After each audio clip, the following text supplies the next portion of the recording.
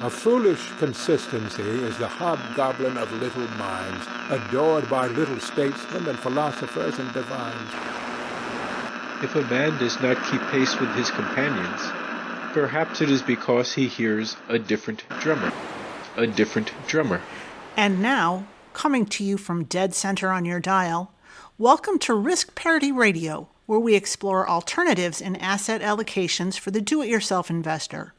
Broadcasting to you now from the comfort of his easy chair, here is your host, Frank Vasquez. Thank you, Mary, and welcome to episode 72 of Risk Parity Radio.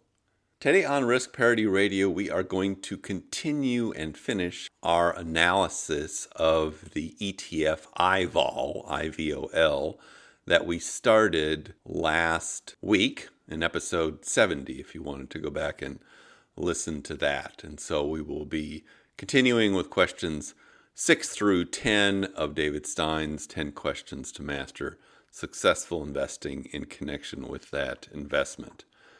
But before that, we've got a couple of emails from the mailbag.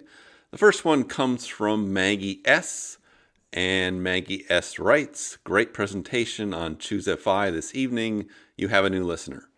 Well, thank you, Maggie, for being my new listener. The presentations she's referring to is we did a Facebook live session with the Choose FI podcast guys, and they will be putting a variation of that out on a podcast, I believe, at some point in the future, and it's also on YouTube, I think, right now. If you wanted to look it up, you can check it out there. I was answering some questions off the cuff, and hopefully I didn't miss too much on them. You always remember things you wish you would have added to any answer that you give to a question in connection with this. Let's move on to the next email. This one comes from Dominic L. Dominic L. writes, "Frank, I love the show. I'm learning so much from you. Thank you for introducing me to Portfolio Visualizer. The problem I have when using PV, though, is that the data does not go back far enough, especially for some of the new indices. For example, the ETF TIPX goes back to 2013 only and doesn't cover the last recession. To get the most data, everything reduces down to VFINX and VBMFX, which are a stock and bond fund from Vanguard. How do you address this lack of historical data problem? Thanks so much for everything." Thanks, Dominic. Yes, this is one of the limitations of Portfolio Visualizer is it can only go back in time as long as something has existed. There are a couple of ways to get around this, although tips themselves have only existed since the 1990s, so you're not going to find anything past that. Instead of using the backtester that takes specific ETFs and stocks, use the one that goes for asset allocations. It won't be exactly the same things. You won't be able to put in exactly tip X, but I believe there is, I'm hoping from memory, there is a category of tips that you can add into there. And so at least on Portfolio Visualizer, you can often go back into the 90s or 80s using the backtester that is going for asset classes as opposed to specific funds.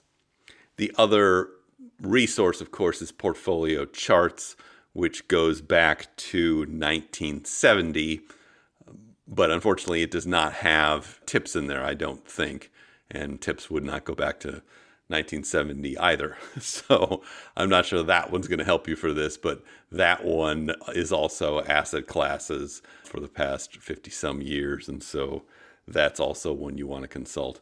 But that is a good point, is that these analyses need to be taken with a grain of salt if they're not very long.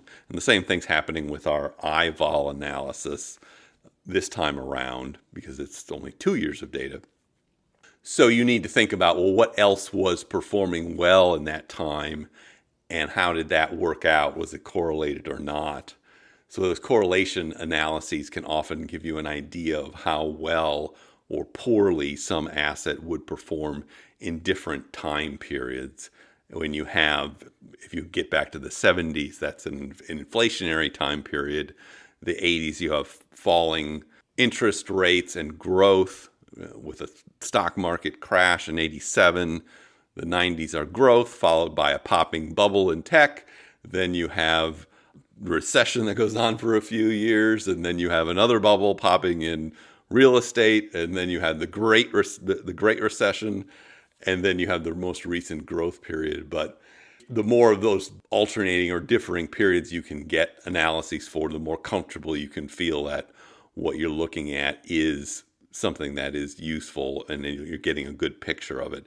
It is most important to find or think about, when will my particular asset class do badly? That's the most important question actually with these asset classes. And how bad do we think it's going to get? Tips themselves, I can tell you, have been remarkably and reliably quite boring for most of their existence, probably because there hasn't been any serious inflationary episodes since tips came into being. In fact, the trend has been downward in terms of inflationary expectations for the past 20-some years. All right, let's go back to our questions, our 10 questions to master successful investing, and apply them to IVOL. The name of this ETF, just so you can recall, it's called the Quadratic Interest Rate Volatility and Inflation Hedge ETF, which is a mouthful, but basically what's in it is 85% TIPS. And I think that TIPS fund is SCHP from Schwab, which is a garden variety TIPS fund. And then it's got 5% that is in these options contracts on credit spreads that tend to do well when there's a lot of volatility and when the credit spreads are widening, as they have been recently. But we talked about that a lot in our last episode, so I won't repeat it. Question 6 on our list is, what is the investment vehicle? That one's an easy one for this. It is an exchange-traded fund. The advantage of exchange-traded funds is they're well-regulated, and you can look them up and you can look and see what's inside of them pretty much at all times. And so they are transparent. The other advantage to them is you can easily trade them on most exchanges, and now you can trade them with no fees and often fractional shares, which are both advantageous. Although this fund only costs $20-some, so you probably don't need too many fractions to be investing in IVOL. Okay, question 7. What does it take to be successful? Not a whole lot here. There's not a lot of skill involved. You simply pick the allocation you would want of this and buy it and hold it until it either declines and then you would buy more, or it increases and you would sell some. So it doesn't take a lot of effort to invest in this kind of investment. All right, question 8. Who is getting a cut? Now, we talked about this briefly in episode 70. Really, the biggest cut coming out here is this fund does have a fairly high fee of around 1%. I think it's 0.97 in the materials, and I'll link to those again in the show notes so you can see that. So that is a high fee for something that is essentially a bond fund. If you were just to invest in the underlying TIPS fund, SCHP, or a comparable TIPS fund like TIP, you're really talking about 0.1 kind of fees for something like that. So this is a relatively high fee fund, especially for something that is not expected to have great returns. It's designed to be relatively conservative with 85% of TIPS in it. So that's a drawback.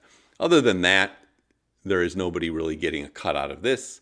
There is no other management fees that are on the horizon for it. All right, now we get to the most interesting question here. How does it impact your portfolio? And to look at this, we did a asset correlation analysis on Portfolio Visualizer, taking this IVOL fund and comparing it to a bunch of different assets that you might find in one of our risk parity style portfolios. So we have compared this, and we will link to it in the show notes, to VTI, a total stock fund, TLT, a long-term treasury fund, both the TIP fund and the SCHP fund, because those are both TIPS funds. Then we also compared it to gold, GLD, and a small cap value fund, VIOV, a commodities fund, PDBC, and a preferred shares fund, PFF. And recall that the measure for correlations here, or diversification, is between -1, which is negatively correlated, and +1, which is positively and totally correlated. And so readings close to 0 mean basically uncorrelated. And when we look at this, and again, you do need to take this with a grain of salt because it's only been around since June of 2019, so the data is limited. But you do see that this fund is fairly uncorrelated with most of our other assets. It's got a 0.22 for VTI, the stock fund. It's got negative 0.05 for TLT, the Treasury fund, 0.34 for gold, 0.14 for small cap value, 0.09 for commodities, PDBC, 0.1 for the preferred shares fund, PFF. The only thing that it seems to be correlated with, which doesn't surprise anyone, is the TIPS funds that we put in here for the purpose of analysis. And the correlation there is 0.4 and 0.42 for those two funds. So from a perspective of not being correlated, this looks like something that would be potentially useful to put into a risk parity style portfolio. There are a couple of other factors that you can look at here. The annualized return right now is 9.69%. Now, this you do have to take with a grain of salt for this period, because this period happens to be one of the most favorable periods for this kind of fund. And why it has been favorable is that when this fund was started, the yield curve itself was relatively flat to down. Then it became more flat when the market crashed in March of 2020. And since then, it has been widening, and has been widening considerably and in a way that you don't see very often. And that is the most favorable environment for this kind of fund. So you have to expect that this annualized return is on the high side for this kind of fund, that if we are going from a period like now and then the yield curve gets flat again, that will detract from the performance of this fund.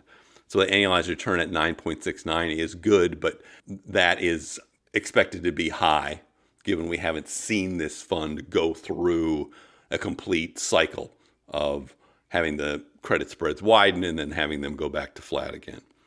Okay, the other point on this asset correlation analysis, there is a daily standard deviation for this of 0.63, and that is a low standard deviation. And that what that means, this has low volatility. That compares with, say, a stock market with a daily standard deviation of 1.7 for this period. So we're saying that the IVOL fund is about 1/3 volatile than the stock market. And if you look at all of these things, the only things that are less volatile on this list of things that we did for correlation purposes were the TIPS funds themselves, which isn't surprising since the IVOL fund is 85% one of those TIPS funds. Now, you might also be interested as how this compares in volatility with other bond funds, and the answer is it is definitely more volatile than, say, a short-term treasury fund by a couple of factors, a factor of 3, really. It is about the same volatility as an intermediate-term treasury bond fund. It is lower volatility than a long-term treasury bond fund, which is not quite comparable with the stock market. All right, let's get to question 10, the final question. Should you invest? Should you make this part of a risk parity style portfolio? And the answer is a little bit qualified. First, we have the problem that we just don't have a very long history for this fund. So there's a little lack of confidence as to how it will do overall. Oddly enough, one of the other problems I see with it is that it's not volatile enough so that for it to have an impact in your portfolio, you would have to have a big slug of it in there to make it really make a difference. And I'm talking 15 to 20% before the performance of this will really affect your portfolio very much. So that's another thing to consider. It would have probably been better if they would have designed it to be more volatile. Right now, since it's 85% one of those TIPS funds, it's really not much different than one of those TIPS funds. It would be more interesting, I think, and potentially more useful if it, for instance, had, instead of 5% in those options on credit spreads, if that was 10% or 15%, then you would see something that was more volatile but also or non-correlated with your other assets, and it could be much more interesting from an overall valuation for that. But where this fund may be the most useful is if you have a conservative bond-oriented portfolio already.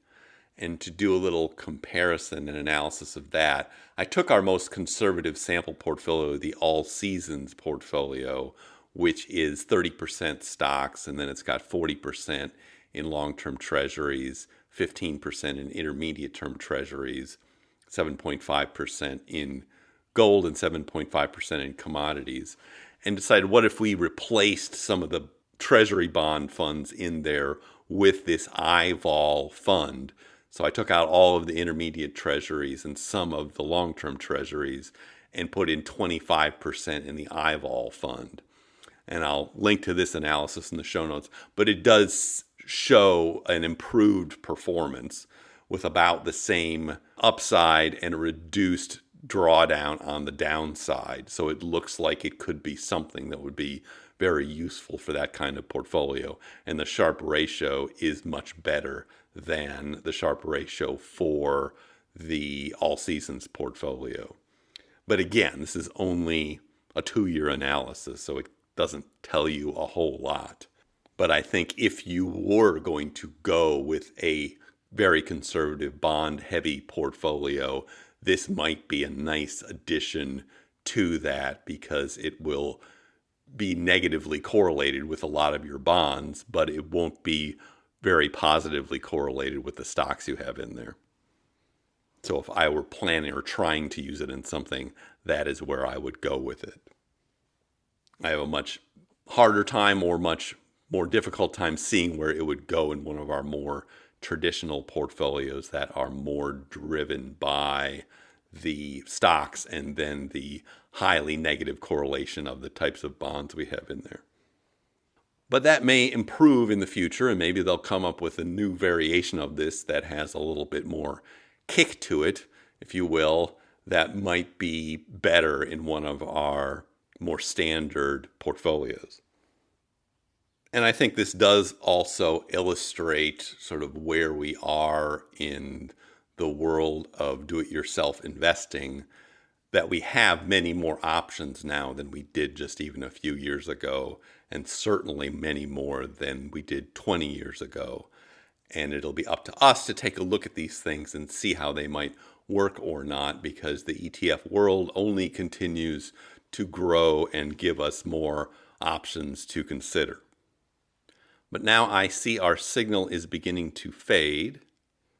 I wanted to thank all of our listeners again. It seems like we have about 400 regular listeners now, which is very gratifying for me. And there's over 18,000 downloads, so I think people are getting something out of this. If you have questions or comments for me, I welcome them. You can send them to frank@riskparityradio.com by email. That's frank@riskparityradio.com. Or you can go to the website, www.riskparityradio.com, and go and fill out the contact form there, and I will get your message that way. Tune in next time for our weekly portfolio reviews, and we'll see what else comes through the mailbag. And then maybe we'll talk about a featured portfolio if there is time to do that. Thank you for tuning in. This is Frank Vasquez with Risk Parity Radio, signing off. The Risk Parity Radio Show is hosted by Frank Vasquez. The content provided is for entertainment and informational purposes only and does not constitute financial, investment, tax, or legal advice. Please consult with your own advisors before taking any actions based on any information you have heard here, making sure to take into account your own personal circumstances.